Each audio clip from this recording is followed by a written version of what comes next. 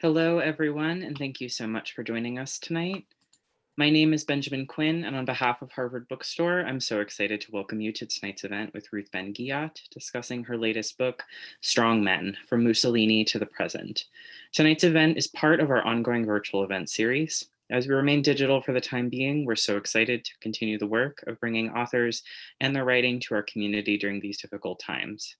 Though our fall schedule of virtual events is about to wrap up, we do have a few more author talks taking place the remainder of the week.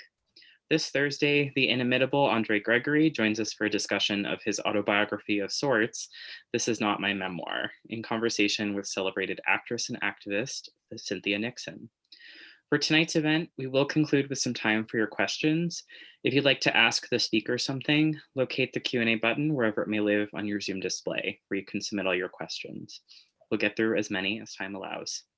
If you go to the chat section of this presentation, I will shortly be posting a link to our website where you can purchase your copy of Strongmen. If you already have a copy of the book or would like to contribute to this series and our store in a different way, I will also be posting in the chat a link to our website's donation button. We greatly appreciate any and all support you are able to extend to us at this time. And lastly, as you may know, if you've participated in large virtual gatherings lately, technical issues might come up. We do apologize in advance for that. If any technical glitches do occur, we will do our best to resolve them as quickly as possible. And now it is my absolute pleasure to introduce tonight's speaker. Ruth Ben-Ghiat is a professor of history and Italian studies at New York University. Her internationally renowned commentary on the history of fascism, authoritarian leaders, propaganda, and threats to global democracy has been featured widely and across many different outlets, including CNN, Slate, Salon, Democracy Now!, Al Jazeera, and elsewhere. The recipient of Guggenheim, Fulbright, and several other fellowships, her previous books include Fascist Modernities, Italy, 1922 to 1945, and Italian Fascism's Empire Cinema.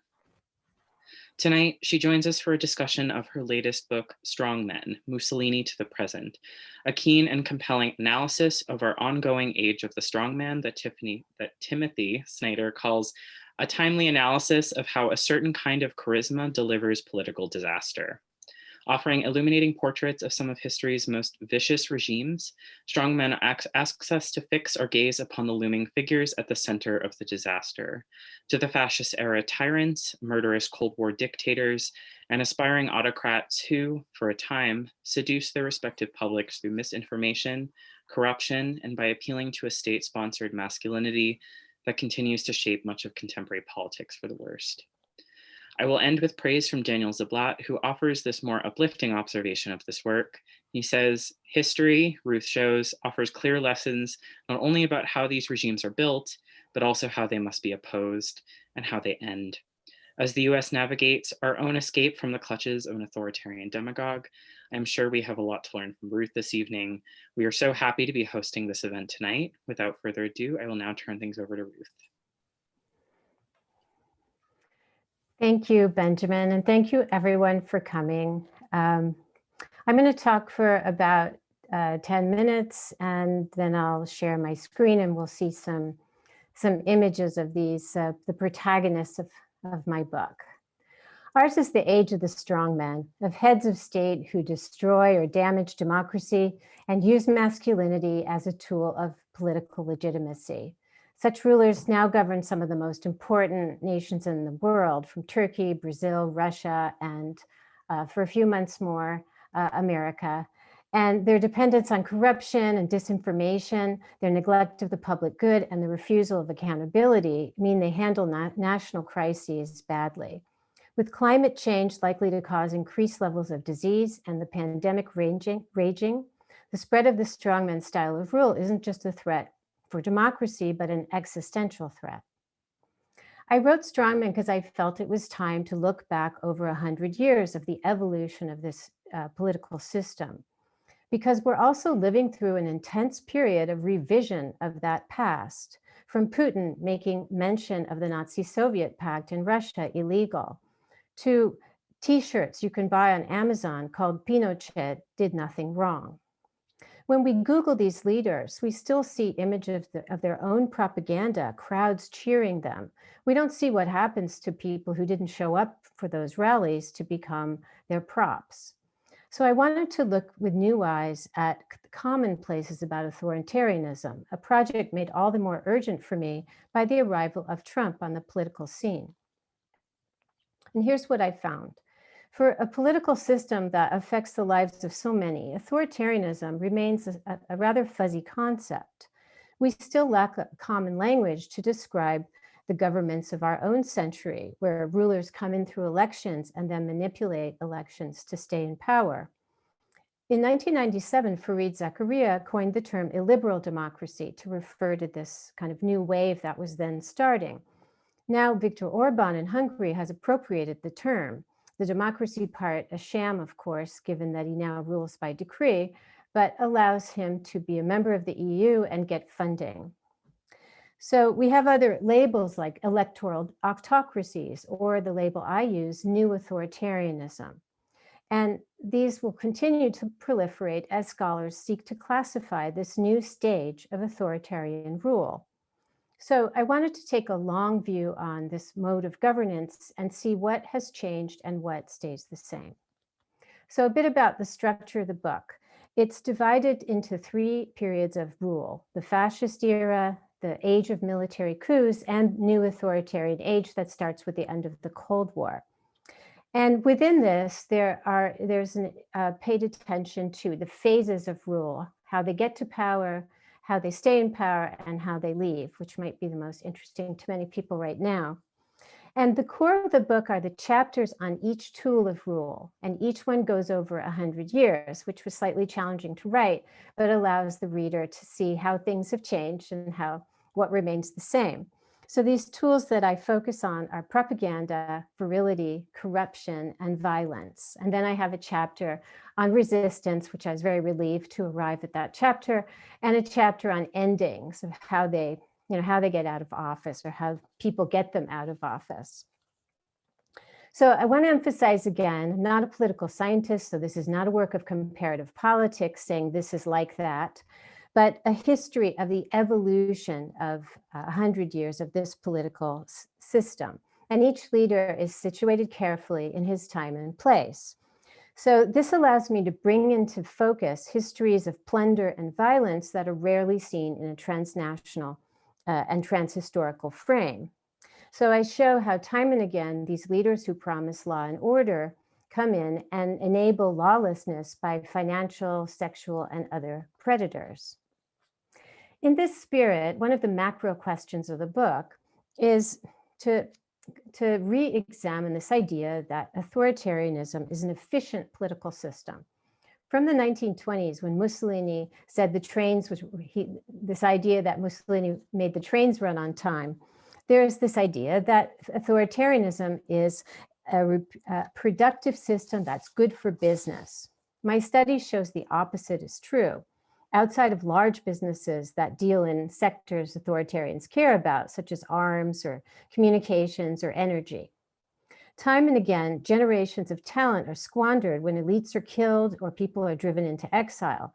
And so a sub-theme of the book is the nations that take root outside the nation of exiles. You have 200,000 Chileans who were driven into exile, so many Libyans, and going back to the fascist era, anti-Nazi exiles. And I actually became interested in this subject because I grew up in Pacific Palisades, California, where a lot of famous exiles from Nazism relocated.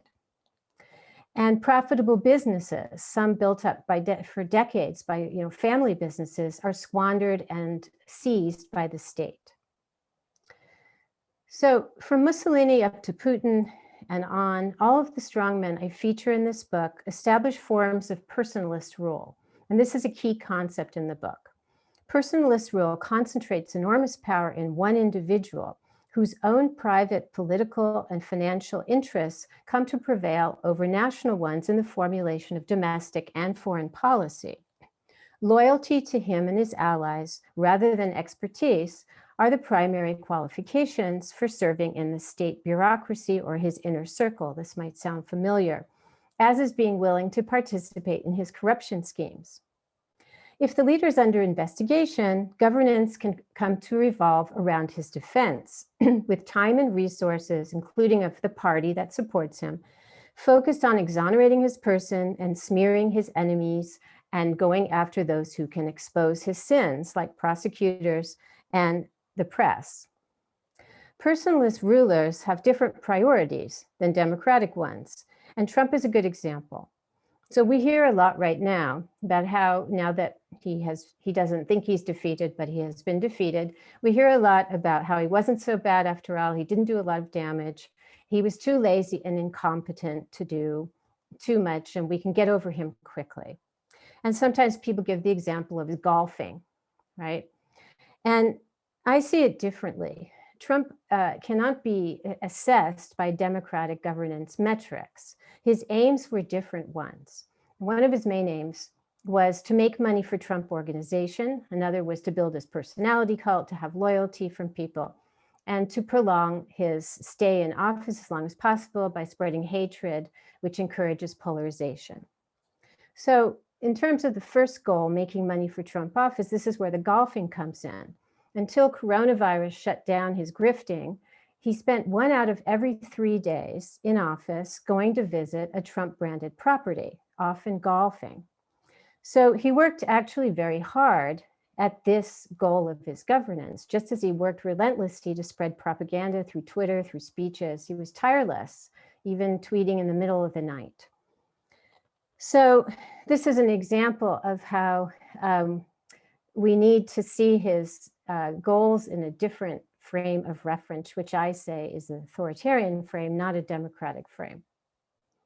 While I stay away from psychological analysis and branding, one thing that really surprised me, alarmed me, is how similar the personalities and temperaments of these leaders are, and the way that they embraced, although the outcomes were very, very different in very different periods of time, they embraced similar styles of governance because of their temperaments. And here's where the personalist rule comes in.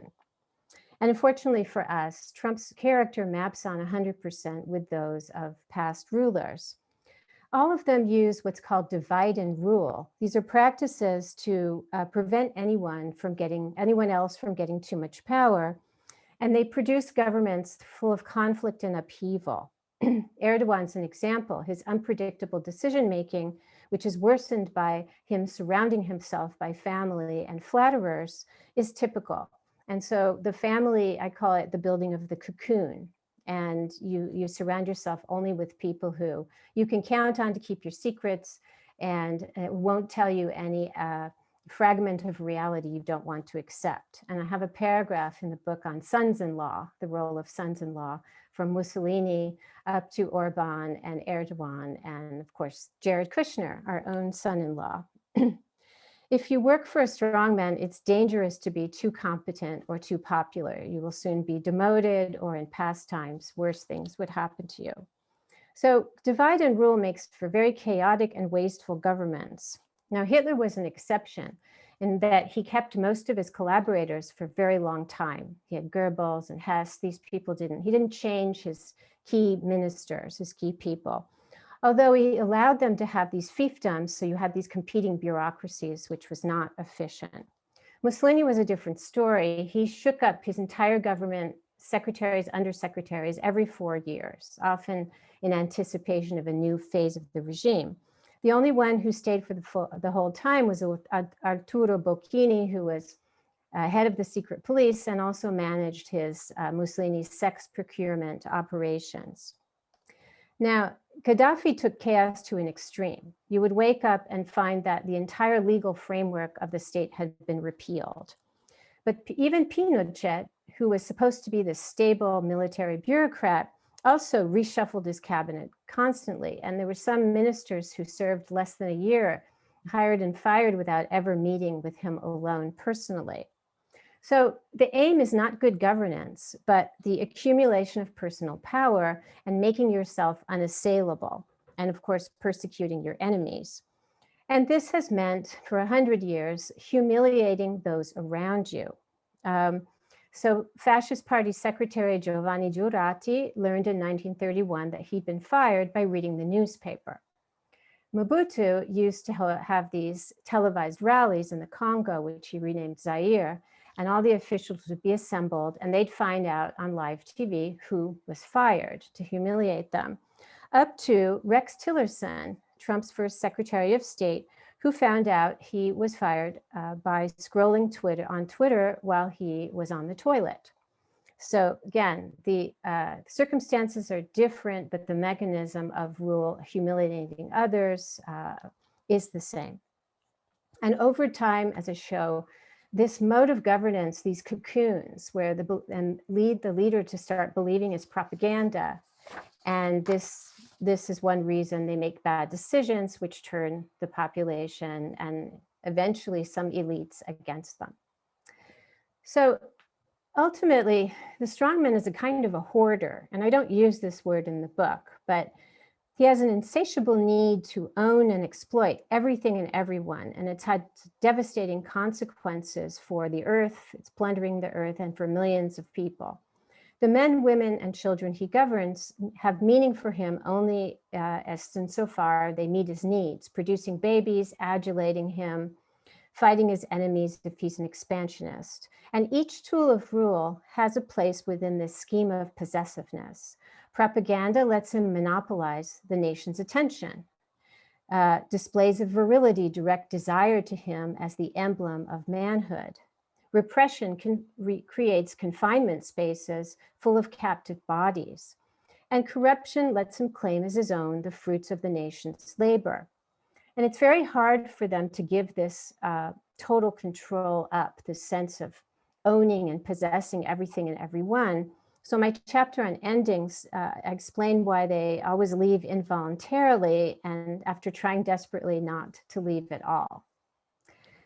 So Strongmen adds to the literature on authoritarian rule by highlighting the importance of virility, hypermasculinity. And this is something that isn't mentioned as much in the social science literature. And I demonstrate throughout the book, there is a dedicated chapter on virility, but how it works together with the other tools of rule. So strongmen gain favor when there's been a period of great social progress. And this has happened over and over around the world, where there's gains in gender equity, in racial equity, in workers' rights. And keeping to the gender factor, they seek to reserve shifts in social norms that threaten patriarchy and the satisfaction of, quote, natural male desires. And this was true in Berlusconi's Italy. In 2009, Berlusconi warned Italian women that the state could not protect them from sexual assault because they were too attractive and it was their fault. Quote, "We can't deploy a big military force to avoid rapes. We'd have to have as many soldiers in the street as there are beautiful Italian women." And this attitude translates into policies over a century where women and LGBTQ people are always targeted, and they are as much the strongmen's enemies as prosecutors and the press. And virility also enables corruption, projecting the idea that the leader is above the law and above laws that weaker men must follow. When you're a star, they let you do it. That's a famous phrase of Donald Trump. So here it's about a reality television star having as many women as he wants, but heads of state with personality cults that glamorize them, wrap the state around their fingers, and the state becomes marshaled to serve their private libidinal needs. So getting away with it is part of their charm. And this is a big theme of the book, and it extends to finance, to politics, to violence, capturing bodies, to everything they do. So now I'm going to share the screen.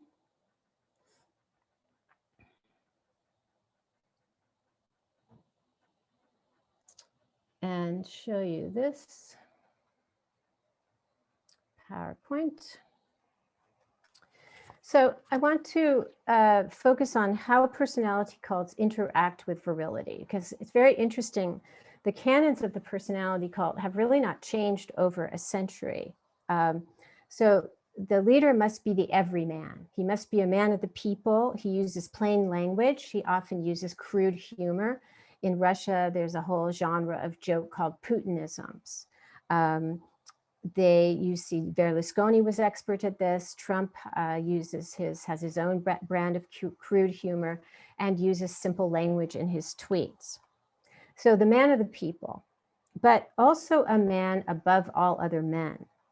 He doesn't just represent the nation the way democratic leaders do, but he embodies the nation. So he bears its sorrows and its dreams. And Hitler was very famous for seeming, when he spoke and he became so emotional and overwrought, seeming to express emotions that Germans couldn't express themselves. This was a lot of his fascino, as you say in Italian. This was a source of his charisma. Mobutu and Gaddafi both gave themselves the title of the guide. Let me just make this bigger.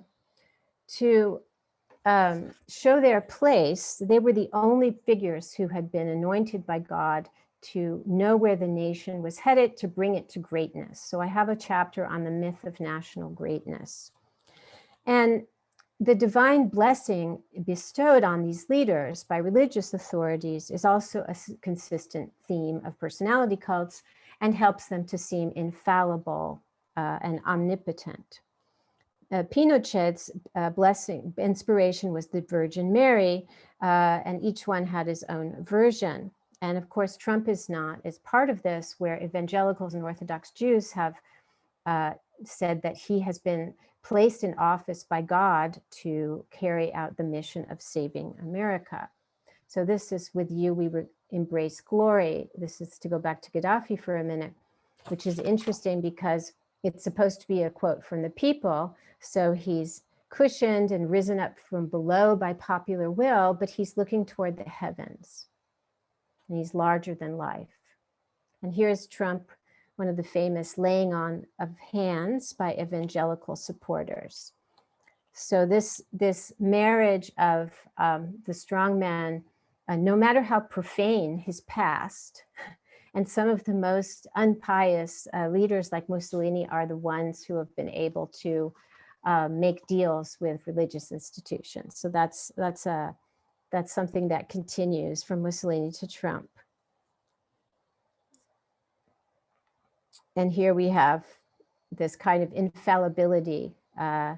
Mussolini is always right. So personality cults are diffused through propaganda strategies that have stayed the same, even though the information mediums have changed. Mussolini used newsreels, and so did Hitler, used radio, and Trump uses Twitter, as does Bolsonaro. The key is to have a direct communications channel with the people. And rallies have always been a favored means of contact. From the Nazi assemblies at Nuremberg, with Hitler's name spelled out in lights, the strongman has turned politics into an aesthetic experience, and he is, of course, the star. And the communication codes and celebrity cultures of film, television, and now digital storytelling have always shaped the leader's self-presentation. So Modi is interesting here. He has invested considerable resources in marketing himself and telling his story through digital technology and social media, in particular Instagram. And there's an app called Namo. It's a special app that he has. And Berlusconi used satellite television to appear simultaneously at rallies, but Modi uses holograms. So here he is in a hologram form. Whatever the medium, a paradoxical truth has held throughout a century. The more skilled the leader is at this mediatized politics, the more his admirers see him as authentic and feel a personal bond with him.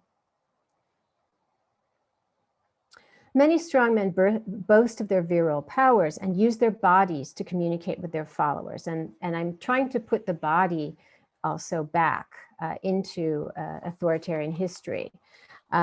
Bare-chested photographs, we have the bookends of Mussolini up to Putin, of those who strip off their shirts. We have, this was summer and winter Mussolini. But Trump has to borrow other men's bodies, and this is interesting. I was not allowed, because of copyright, to have it in the book, sadly. But it's not a retweet. It actually comes from his own account, where he's photoshopped his head onto Sylvester Stallone's body. but the effect is the same.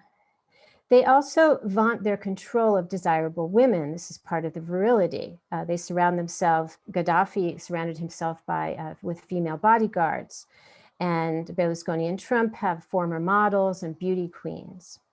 Some broadcast their sexual stamina openly. Duterte says, "I can love 4 women at the same time." And Berlusconi had many claims he talked about his stamina. And Trump understands this use of the body as an anchor for followers. And one interesting thing may be in your minds, because it's recent, when he came out of the hospital from having COVID, he did a very effective piece of political theater. He climbed the stairs and stood at the balcony. And so, media went wild with comparisons to Mussolini, because here he is on a balcony. But he stood there very still and he didn't say anything. And I found this interesting because he knows that his followers needed to see he was well, that he's still their rock. So he stood there and he was embodying the kind of statuesque figure that some strong men have. And Stalin was in this, he had this gravitas. So Trump knows very, very well how to use his body to be what people need him to be in that moment. And this is a key concept of the strongmen. They know how to be what the people need them to be. So Putin is a case in point. You've probably seen these images. And this is Leaders One, this cologne that's been certified or to be associated with him in macho poses, and the calendars he issues every year. And he is the ideal man. Now, early in his first term of president, you were still allowed to do satire. So this is Blue Noses Collective that has photoshopped Putin's face onto a kind of group photo of a summer camp or a youth group where all boys can aspire to be Putin. Now you wouldn't be able to do something like this anymore. And so this is the more typical one. And his body is very integral. He understands it's integral to his identity as this defender of Russia and its right to expand in the world. So here this is from 2007, he's fishing on vacation. But he doesn't, he's older now, so his shirt doesn't come off as much. But the government doses out this hypermasculinity. So this is interesting because it's from August 2019 when Russians were protesting en masse against him. And so the government released this picture of him, made a photo opportunity of him with bikers wearing a black leather jacket.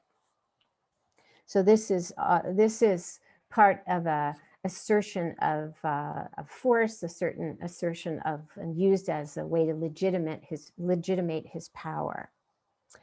And authoritarians, the cult of their body and the cult of their virility is meant to make ordinary men look up to them and admire them, making them feel better about their own transgressions.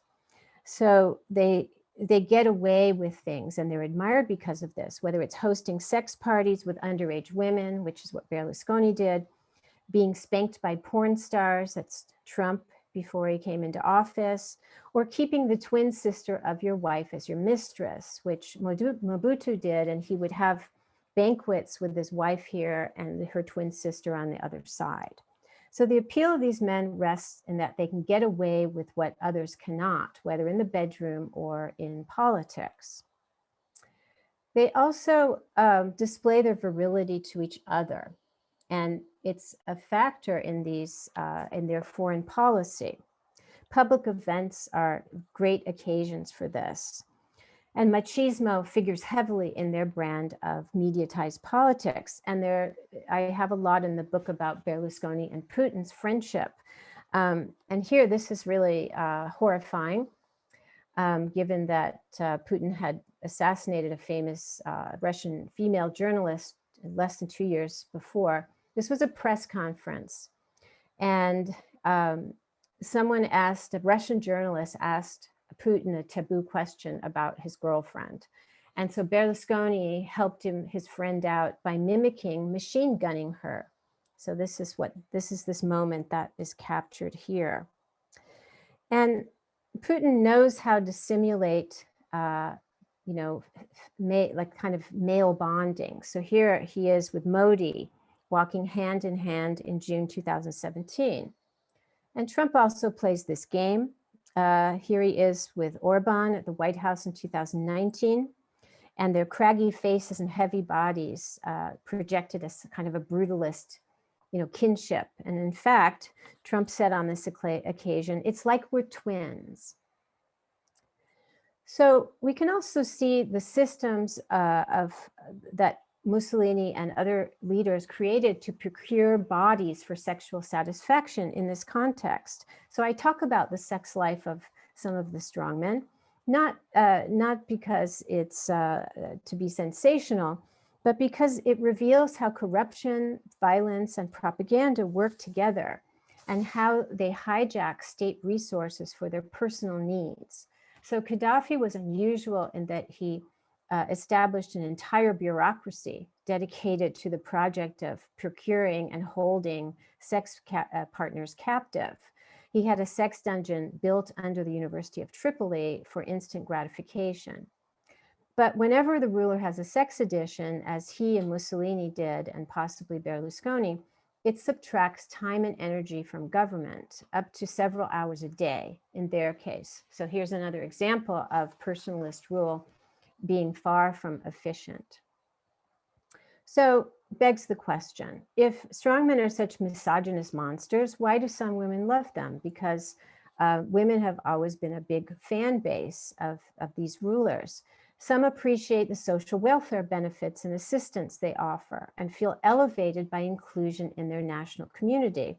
After all, those of the right skin color and ethnicity and religion have status over female and male enemies. And 21st century leaders boost their popularity by appointing women to positions of authority.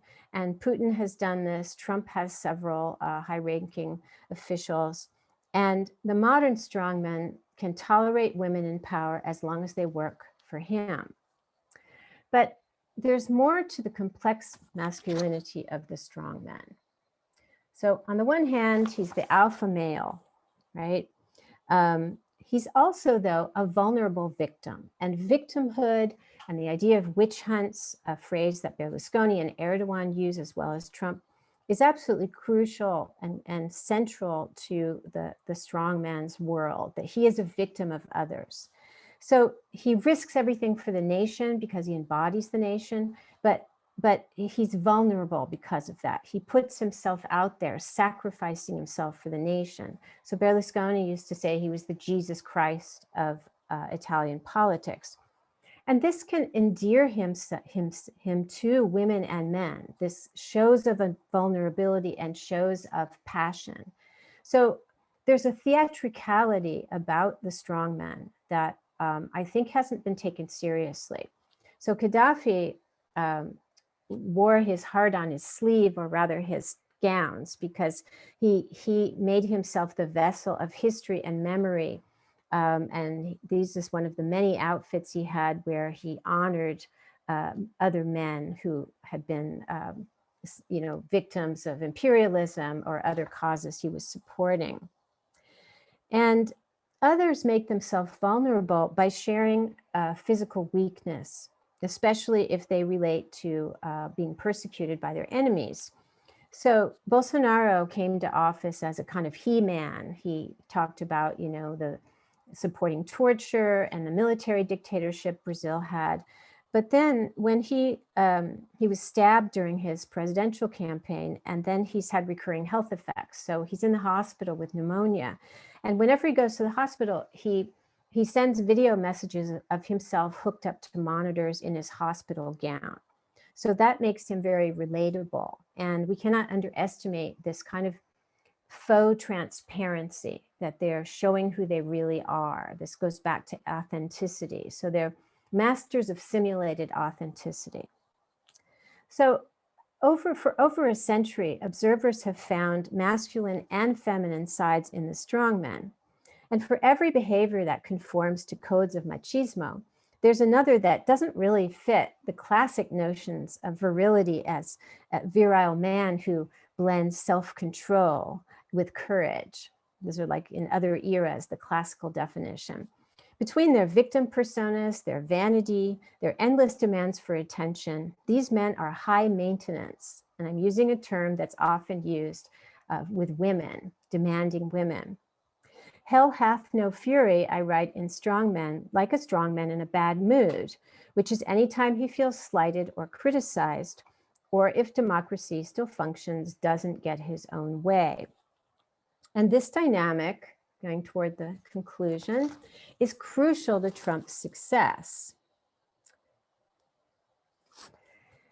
His followers see him on the one hand as the dominant male, the hero, the warrior that America needs. And they make photo mock-ups. I have a whole collection of these. I'll spare you. This is just one of them. Again, this man is standing very proudly next to his Trump. But Trump is also skilled, like many of these past strongmen, at simulating crowd-pleasing emotions. As you know, his background's in entertainment. So he doesn't just salute the flag like everybody else does. He hugs it, he kisses it with abandon. And this was at the Conservative Political Action Conference in February 2020, fairly straight-laced occasion. And so Trump talks constantly of loving and wanting to be loved, right? He says, I wrote love letters to the North Korean leader. And this touches a chord in followers. And I have many quotes of people at his rallies, men and women, saying he's so passionate, other leaders don't speak to us like this. And they feel honored by him. So we need to take all of this seriously, because it's been a source of their success around the world for 100 years. And Strongmen is the first book that places Trump in the context of a century of the use of authoritarian tactics, be it corruption, incitements to violence, propaganda, and virility. So Trump was defeated, but he got more votes than he did in 2016, despite his criminal mismanagement of the pandemic. So his personality cult, he's going to take his 70 million souls with him when he leaves office. That will continue, as will his victim cult at having been defeated, if he ever finally recognizes that. So we haven't seen the last of him. And as other peoples have had to do in the wake of their strongmen, we have a lot of soul searching to do. And with that, I will conclude and stop sharing my screen.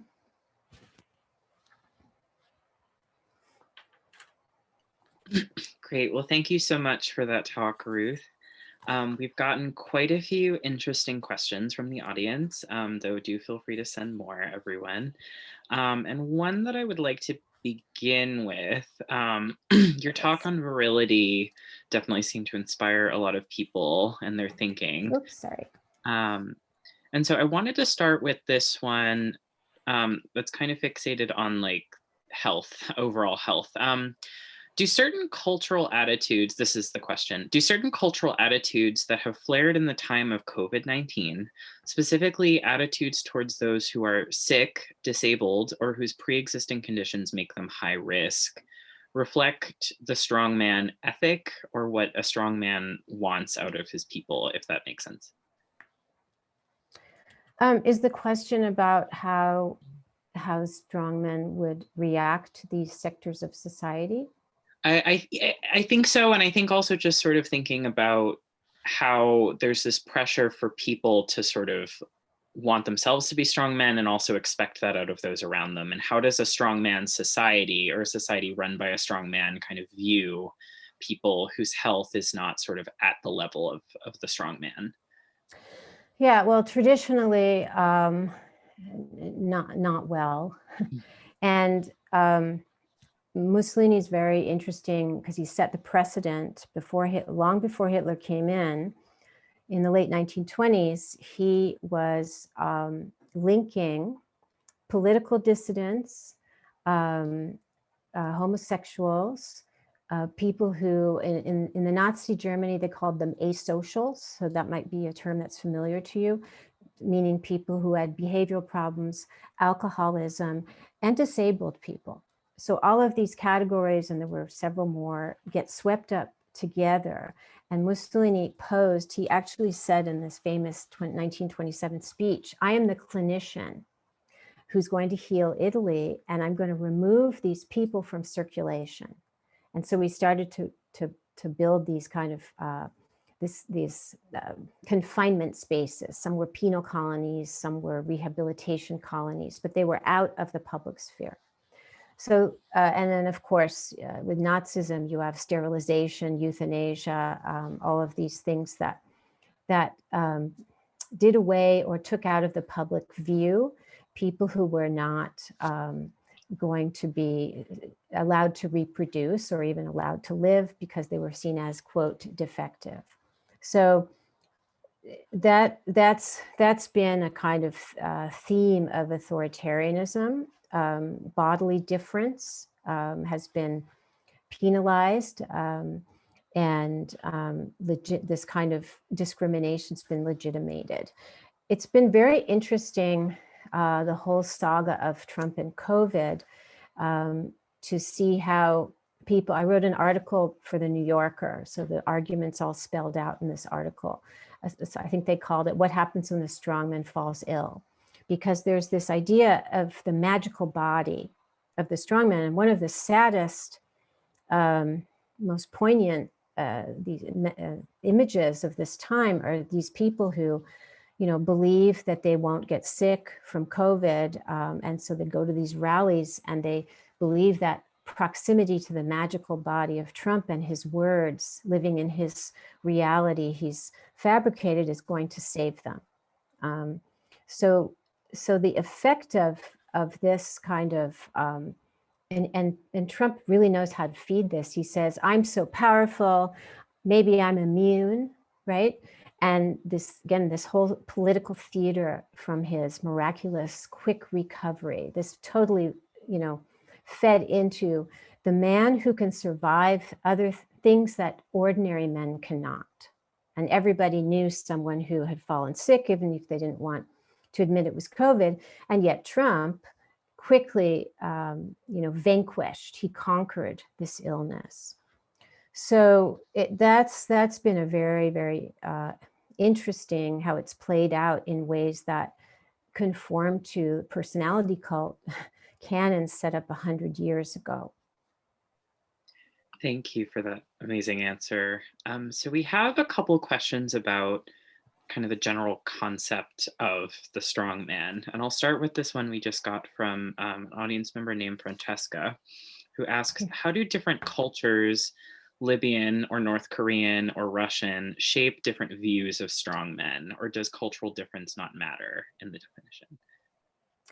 That's a great question. I should mention that just in terms of methodology, I have Gaddafi because he's connected to both Mussolini and Berlusconi, and I have post-communists, notably Putin. But I decided not to, I don't feature communists in my book because I'm interested in people who damaged or destroyed a democracy, not people who inherited a system. That said, most decidedly culturally specific notions of manhood go into the specific articulation of the personality cult. Some cultures need a kind of, and especially also if it's a military or a civilian. So in one of the interesting things in Chile under Pinochet, you had, of course, this militarized masculinity and the famous picture, I have it in the book, of Pinochet with the dark glasses on, the inscrutable, the statuesque, right?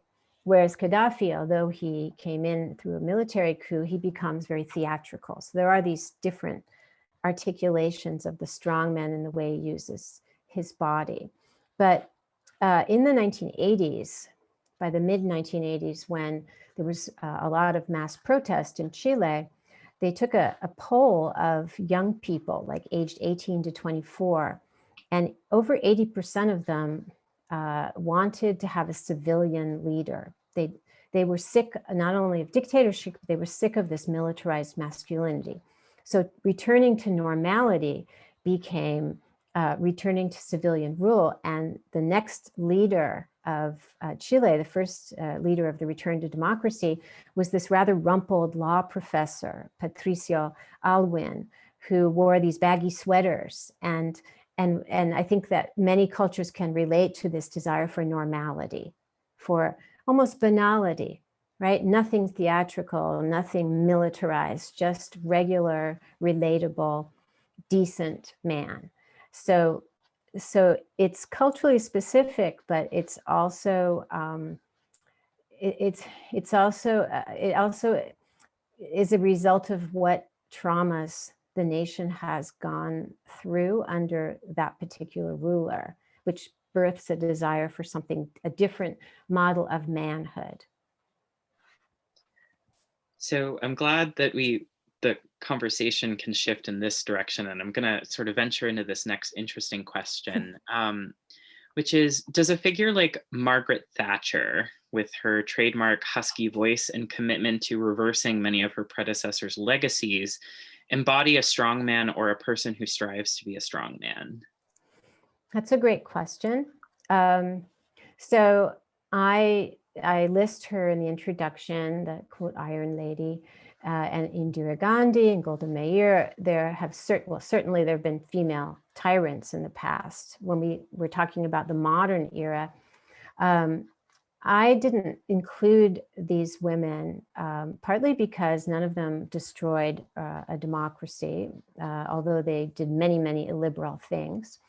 But I also wanted to isolate this particular concatenation of virility with the corruption, with the violence, these tools, and how virility is central. And because it's been such a part of illiberal rule throughout the 20th century and into our own experience. In the conclusion, I say clearly that I believe that there'll be a female authoritarian ruler. There's a lot of women prominent in the far right today.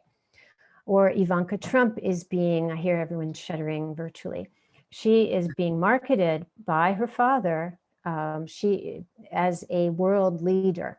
She's been inserted, and this is like, I can't believe this, that the other world leaders let this happen. Every time I talk about it, I get very angry. She's been inserted into group photos of world leaders. In 2019, she was allowed to be part of the G20 photo. So this is a family, expert propagandist, very conscious of optics. So we may ask, why is she continually being inserted and presented to us as a world leader already? But I do make the point that when that comes, I think it's when, not if.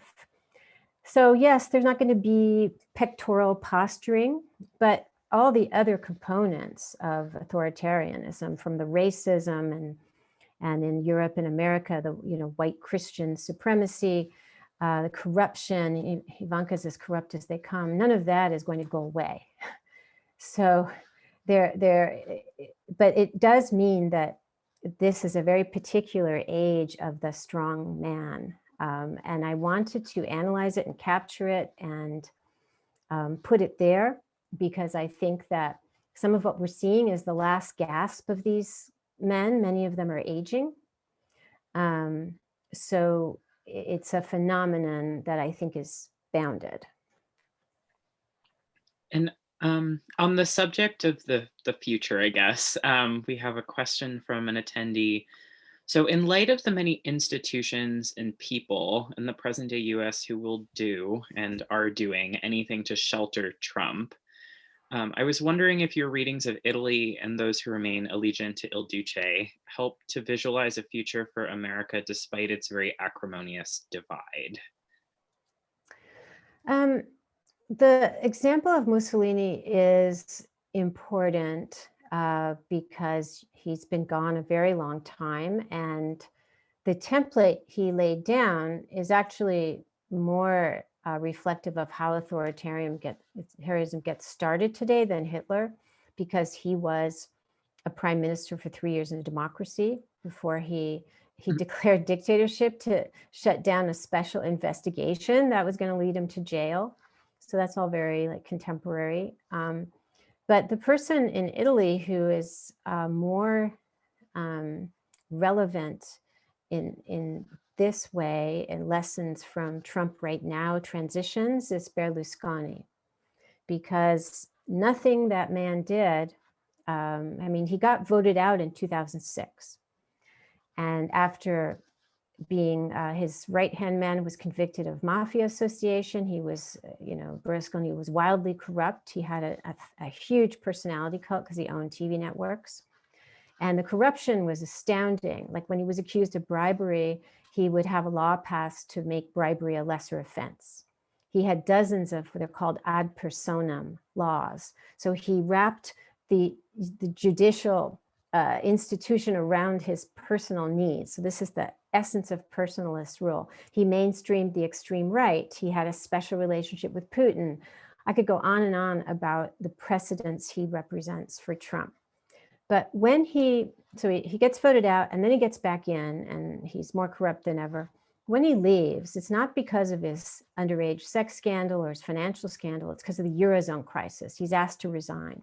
But what's astounding is, he went under investigation and he never served time, but he was convicted. So he couldn't stand for office. But in 2013, when the next elections were held, his party almost won again. They lost by less than 1% of the vote. And Berlusconi's personality cult continued on.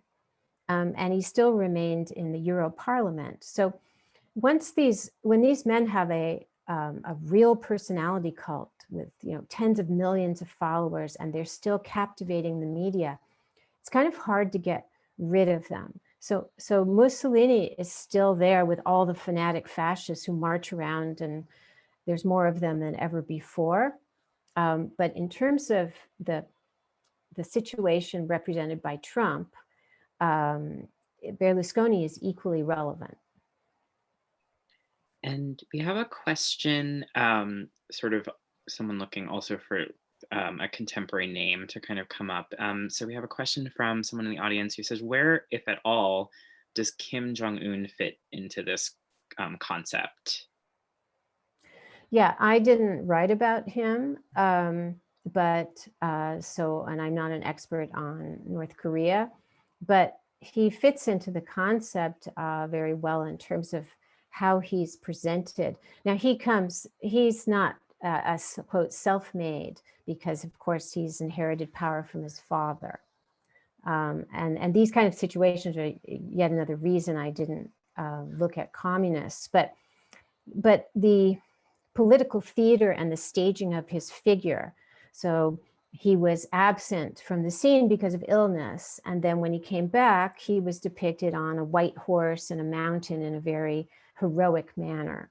So there are certain things that all of these men do, regardless of whether they're on the right and the left. And this respects and reflects the way that personality cults came out of the 1920s, and there was a lot of cross-pollination between fascism and early communism. So that I can say that much.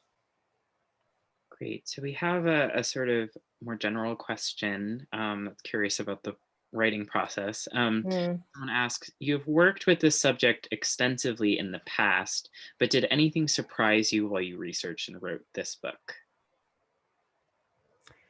So this was a departure for me because I have always worked on Italy in a global framework because I've always worked on empire. But I hadn't worked on Chile before. I hadn't worked on Russia before. And so the recurrences and the patterns of why why these types of men appeal, and also the qualities they have within themselves that allow them to get to power are quite similar. So these similarities, there were more similarities than I thought I would find. And so the syndrome of, and this is also the media, which builds these profiles of them. For one myth, which is for 100 years all over the world, is that these men are genius strategists. They have a master plan for everything. Instead, they're opportunists. They are superb and supreme opportunists who see opportunities and they take them. And because they have no moral code, they can, that's why I said before, they'll be whatever they need to be. They'll go wherever they need to go and partner with anyone. And this was true of all of the people I profiled, as well as their skill with the media and self-presentation. Some of them were journalists like Mobutu and Mussolini. Some came from entertainment, but all of them have a really good sense of how to appeal to people and how to embody the kind of manhood that is wanted in that place and time. And this goes back to Francesca's question. They know how to be what people need a man to be at that time. Great. So this will probably be our last question, and I'll sort of expand it a little bit to the discussion of resistance, because I know you mentioned that resistance is sort of something. So Joseph in the audience says, how do such people manage to retain power? And I'm curious about, you've mentioned the cults of personality a lot and how they build big followings, and how do we begin to resist that? Or what does resistance to it look like? I mean, much of this, if you're in a real dictatorship with a one-party state and state media only, it's one thing. If you're in a place like in our situation, where we got to vote him out, or Berlusconi's Italy, it's another. But what's very interesting is, and it was moving to track this. This was like a big relief to get to this resistance chapter.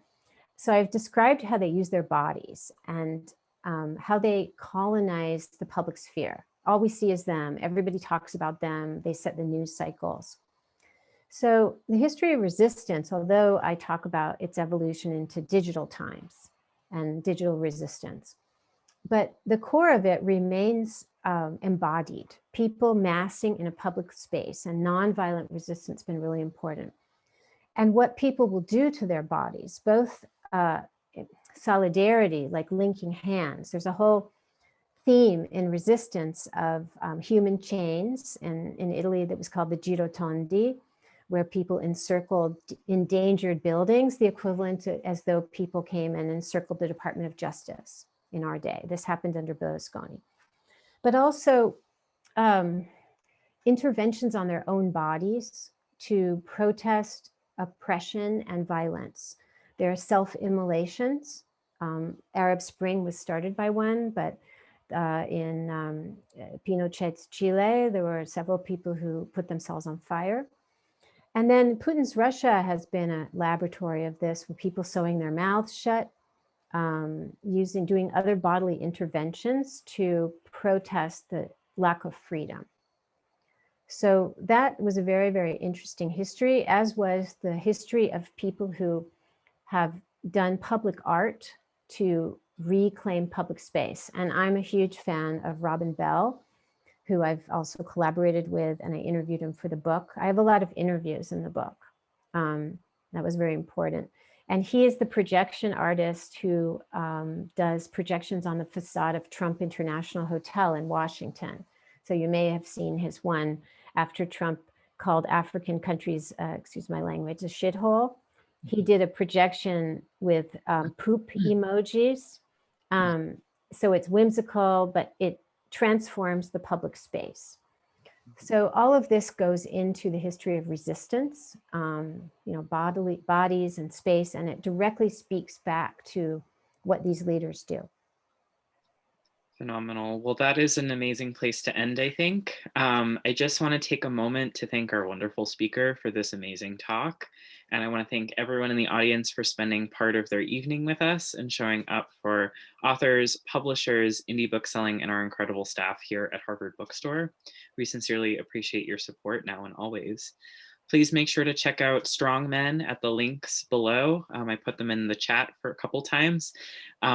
Again, thank you for your time and your support. Have a great night, everyone, and stay well. Thank you. Bye.